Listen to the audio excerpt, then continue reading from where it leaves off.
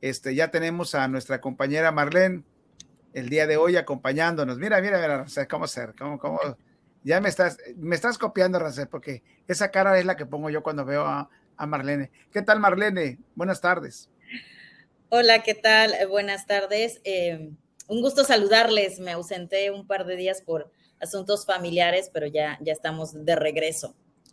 Excelente, Marlene. Fíjate que te comentaba que estamos tratando un tema el día de hoy que trae nuestro compañero Rancés y unos compañeros de Guerrero acerca de el asesinato de un periodista nuevamente en el estado de Guerrero, donde sabemos que hay una infinidad de problemas que no ha podido controlar el gobierno morenista de Evelyn, y pues también no se ha podido controlar, frenar el asunto de la delincuencia organizada, que ha abusado prácticamente de esa, por decirlo mínimo, vulnerabilidad que presentan muchos comunicadores, donde pues prefieren matar al periodista porque son del viejo dicho de que matando el perro se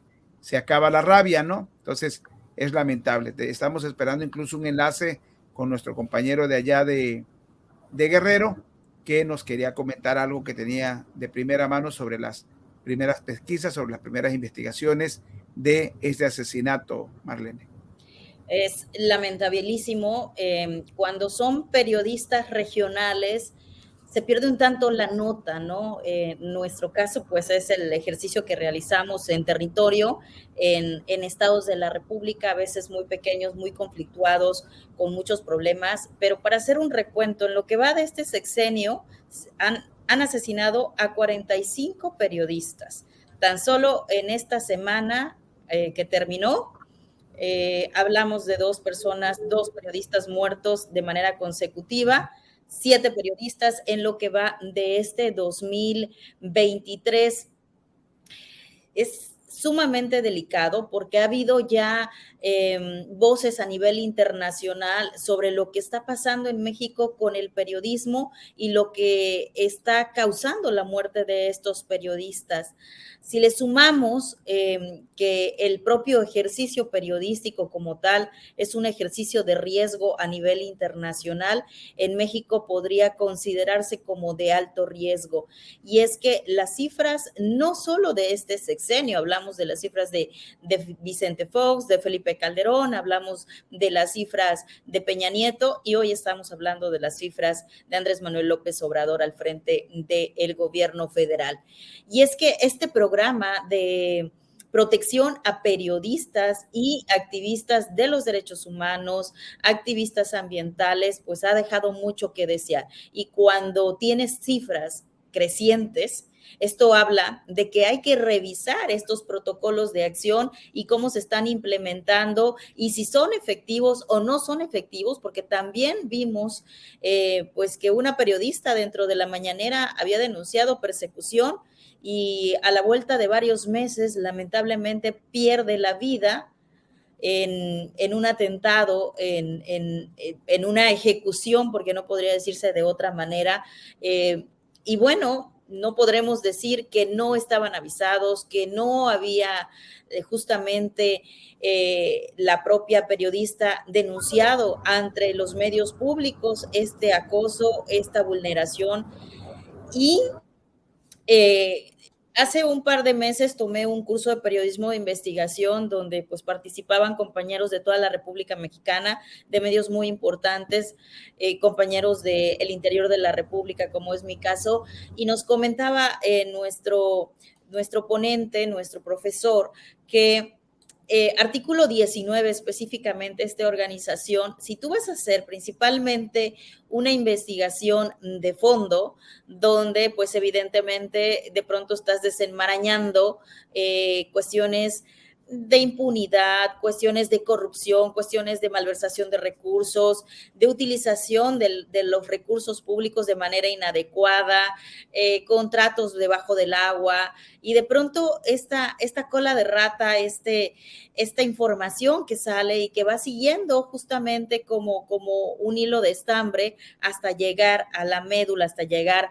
a la carnita de esta información, y cómo te vas adentrando inclusive en zonas de riesgo. Para muchos quienes trabajan en Guerrero lo entenderán perfectamente, quienes trabajan en Veracruz, que es uno de los primeros lugares también en asesinatos de periodistas. Si tú estás en un sitio de riesgo, artículo 19, tú puedes pedir apoyo para que te monitorean de manera remota a través de GPS, donde te encuentras, con quién estás hablando, qué estás haciendo, cómo lo estás haciendo. Este organismo tiene un seguimiento bastante especializado, que podríamos decir que lo podría tener el gobierno federal con toda la inteligencia que tiene, a pesar de que el CISEN desapareció, pero bueno, sigue. Ya hemos visto también a través de este programa Pegasus, este programa israelí, donde no solo se espía a opositores. En su momento Andrés Manuel López Obrador fue justamente pues pinchado en sus teléfonos, en sus comunicaciones para ser vigilado. También ocurrió hace poco con varios periodistas. Principalmente el periodismo, tenemos que entender algo, no debe ni tiene que estar al servicio del poder. El periodismo tiene que investigar y tiene que sacar. De pronto no es que traes algo en contra de mí, es lo primero que te dice un funcionario público: tú la traes conmigo y por eso voy a tomar la palabra, me madreas. No es el caso. A ver, el periodismo está para evidenciar. ¿Qué sucedió con el tema del elevador de la niña que murió en Quintana Roo?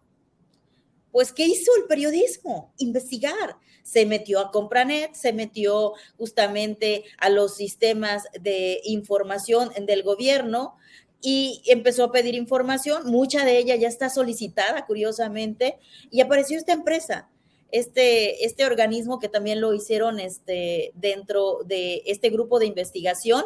Hicieron una gráfica que a mí me pareció extraordinaria, donde ponían a las personas que están justamente vinculadas a esta empresa, Citraven, si mal no recuerdo, con el tema de los contratos. ¿Cuántos contratos tienen en el gobierno federal? ¿Desde cuándo? ¿Dónde se creó? ¿Dónde está físicamente ubicada esta empresa? Es una ubicación falsa, es una ubicación donde no existe una casa. Hay otras empresas más registradas con esa misma dirección fiscal, entre otros aspectos. ¿Por qué me voy a la investigación? Porque muchos de estos periodistas se dedican ya sea a dos elementos: a la investigación o a la nota roja. ¿Qué sucede cuando tú documentas y das a conocer lo que está sucediendo? Bueno, pues corres el riesgo, de alguna manera, primero, de recibir amenazas. Si bien te va, te amenazan. Segundo, pues te mandan cada vez más acciones en las cuales te puedan implantar el miedo y que tú desistas de investigar o desistas de seguir publicando lo que publicas. Si ustedes se dan cuenta, la tendencia se está dando no con periodistas que están en este momento en medios tradicionales, como lo decimos. Si hablamos del periodista que murió en Tepic, Nayarit, estamos hablando de que era corresponsal de La Jornada. Pero si estamos hablando del periodista que muere en Guerrero, estamos hablando que él tenía un portal de internet en el que alimentaba y daba a conocer. De alguna manera, quienes estamos en medios no tradicionales, en medios digitales, tenemos una apertura que no podemos tener en los medios tradicionales, porque en los medios tradicionales, por más que yo esté frente a una cámara, yo tengo una línea editorial que tengo que respetar. Y tengo que respetar los convenios publicitarios de tal empresa. Es decir, que si esta empresa hizo algo, sucedió algo, cayó algo, mató a alguien en la obra, etcétera, yo estoy impedida editorialmente dentro de esta empresa a decir o a documentar esta información. Sin embargo, ¿qué sucede cuando estamos en medios tan abiertos como Facebook, como YouTube, como Instagram, TikTok y todas las plataformas, threads hoy en día, ¿qué sucede? Hay una mayor apertura porque no hay una regulación, sino hay una autorregulación, que de dónde viene, proviene de tu ética, proviene de tu formación, proviene de tu trayectoria y de tu credibilidad, es decir, esta autorregulación que tú vas haciendo. Es lo que ha sucedido con estos periodistas, que sí habían ejercido durante muchísimos años en medios convencionales, pero ante la falta de libertad de expresión, ante la falta de la posibilidad de denunciar lo que sucede, porque la gente no es tonta, la gente se entera, aunque sea de oídas, se entera lo que sucede en el pueblo, en la localidad, en el municipio. Entonces, hay una falta de credibilidad de ciertos medios, entonces, ¿qué van? Pues van a la credibilidad de la persona. Entonces, cuando se publica información que grupos delictivos o grupos gubernamentales, porque ese es otro grupo delictivo, lamentablemente, si tú te metes a publicar y le sacas de alguna manera la tergiversación de recursos, la mala utilización, el abuso del poder, la utilización de aviones, la utilización de muchas camionetas y miles de más cosas, de viajes al amparo del poder. Aquí lo hemos visto, hay quien dentro del presupuesto compraba salmón de no sé dónde, viajaba o compraba chocolates en el Aeropuerto Internacional de la Ciudad de México a cargo del erario, facturado para la familia, miles de cosas, ¿no? El poder de alguna manera enloquece a muchas personas y hacen una utilización inadecuada del poder. Entonces, cuando hay alguien incómodo investigando, desenmarañando, pues te conviertes en un enemigo potencial del poder, de los grupos de poder fácticos. Y bueno, ¿cuál es la forma? En un país donde hay un 90 y tantos % de impunidad, que yo te mate, pues me sale barato. ¿Cuánto cuesta mandar a matar a una persona? Un día un ex fiscal en una entrevista me decía, es que esto costó 40,000 pesos. ¿Cómo? O sea, la vida de una persona para un sicario cuesta 40,000 pesos en ese momento tomando esos datos. Seguramente hay quienes lo hagan de manera más barata, más asequible, etcétera. Entonces, ¿qué sucede cuando un delito no es vinculado a proceso? No es castigado. Me decía también el presidente de, ahorita recuerdo, nos decía que delito que no es castigado es maximizado. Entonces, si tú tienes el 0.5% de probabilidades de que yo te ponga un indicio de que hiciste un delito, de que pueda iniciarse una carpeta de investigación en tu contra, y una cosa es que yo inicie una carpeta de investigación y otra muy diferente es que esa carpeta de investigación tenga un curso adecuado. Ese es el otro asunto, ¿no? Entonces, puede llegar mi carpeta de investigación, pero el 0,003% de esas carpetas son las que llegan a un término y llegan a tener una sentencia. Entonces, tenemos dos elementos.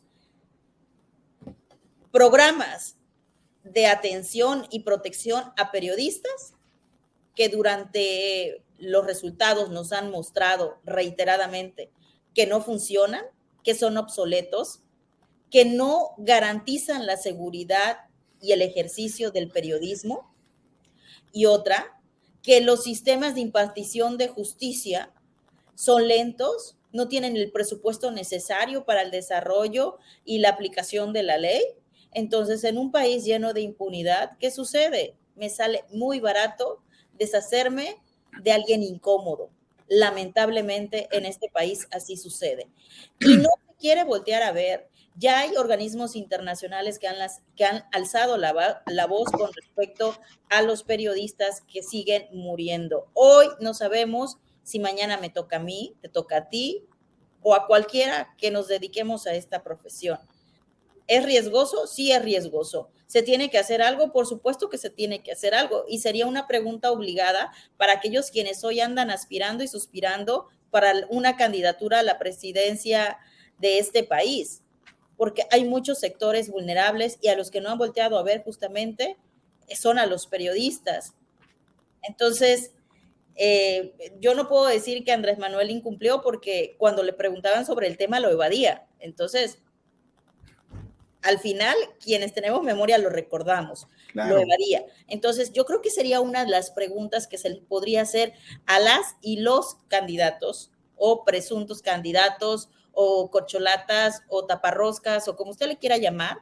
Habría que preguntarles qué hacer con este sector, porque finalmente no es que seamos más importantes que otros, pero sí contribuimos a la democracia, sí contribuimos a la transparencia, sí contribuimos a la generación de ideología y sí contribuimos con material, con información para que la sociedad tenga cada vez más claro de qué se trata cada cosa, ¿no? Cómo está la economía, cómo está la seguridad, cómo está el presupuesto, cómo se está ejerciendo bien. Entonces, a través de las redes sociales, a través de estas plataformas que los periodistas hemos encontrado también y muchos otros que no son periodistas, que se hacen pasar por periodistas, hemos encontrado pues una posibilidad de decir las cosas a como son, pero eso cada vez nos puede costar la vida en este país.